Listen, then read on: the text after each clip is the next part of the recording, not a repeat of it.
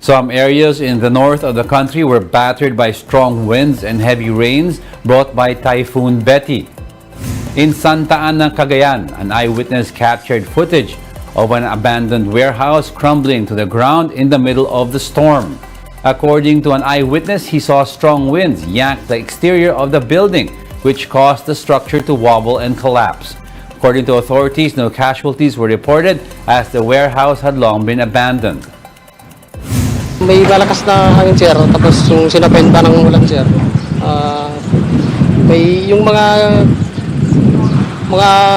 roofing siya, sir, nagsilipar na, tapos yung mga parling siya, sir, yung mga kalawang niya, nagsibagsakan na, sir. Typhoon Betty also left a similar scene in Baler, Aurora, where part of a seawall had been destroyed during the storm.